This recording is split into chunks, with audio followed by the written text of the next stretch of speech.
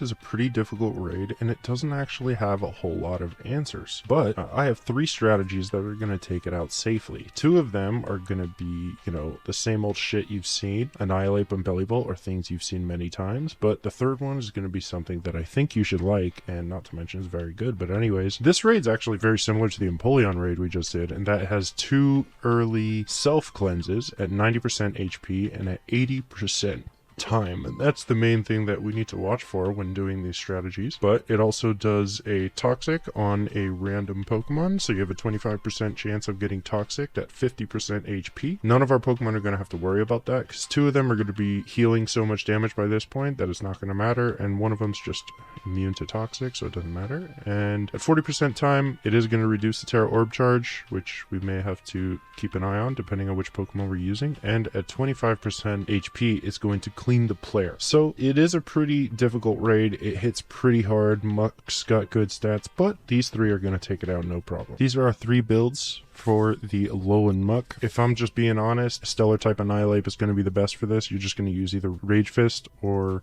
Drain Punch, depending on what type it is. That's a standard build, of course, and we have a standard Bellibolt build. The only moves we're going to be using are Parabolic Charge and Acid Spray. I am putting the Covert Cloak on just because I don't really want to have to worry about poison and burn while we're getting set up. Of course, we just did the Empoleon raid, and I did not seek out a raid that Empoleon was good for. I just stumbled on this, and yes, I just stumbled on Empoleon as the best answer for this. It was a crazy coincidence, believe me or not. But we're doing Shell Bill. Iron Defense is there just because we're going to be getting hit with Crunch, and the chances of getting a defense drop are pretty high, which means competitive is going to kick in. But even if it doesn't, we're going to have no problem. Everybody got an Empoleon. Now's your chance to use it. First of all, at any time during the raid, if you get below 50% HP, you're going to go ahead and use Roost. You're going to start the raid with 2 Iron Defenses.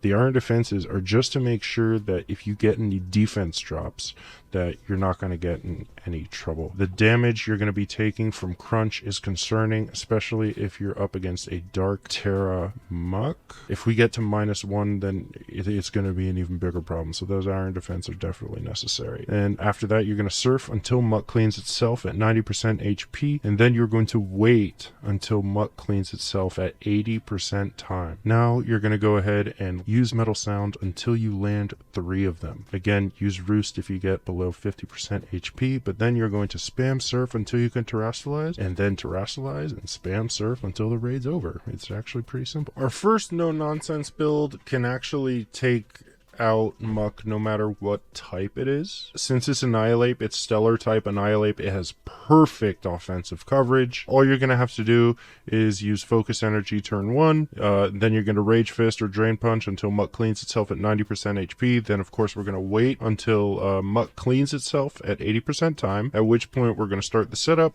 You're going to Screech until you land 3 or Muk puts up the shield. If you faint during this time, it's fine. It should be very unlikely that you will though, but if you do, it's fine. Just focus on getting your Screeches. Now after that, you're going to spam Rage Fist or Drain Punch depending on what type it is until you can terrestrialize. Then you're going to terrestrialize and just continue spamming Rage Fist or Drain Punch until it's over. You're not going to have to worry about the toxic you could get hit with at 50% HP, just because by then you're going to be doing so much damage and healing so much damage that you won't have to worry about it. Also, just keep in mind what type it is when you decide whether you're going to use Rage Fist or Drain Punch. Okay, if it's something that doesn't resist Ghost type, then you're just going to use Rage Fist. If it's normal or dark, then obviously you're going to use Drain Punch. Now Bellibolt's going to do typical Bellibolt things. The first thing Bellibolt is going to do is pretty much bide the time until the 2 cleanses. Now Bellibolt is going to use Parabolic Charge until Muk gets down to 90% HP, at which point he is going to clean itself. Next, we are going to wait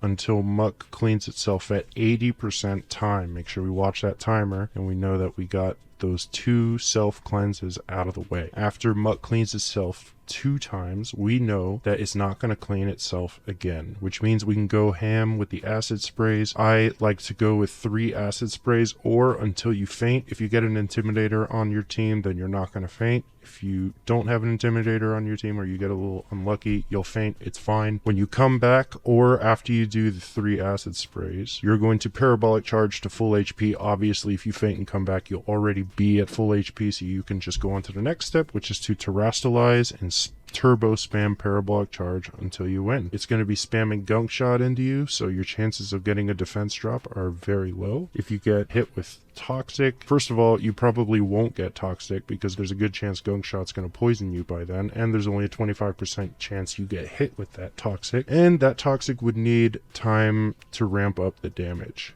And the chances that it ramps up damage enough to ruin the turbo spam for you are extremely low, so just turbo spam Parabolic Charge until you win after you have terastallized, of course. If this was helpful, then help me by smashing that like button and subscribing. If it wasn't, tell me why in the comments.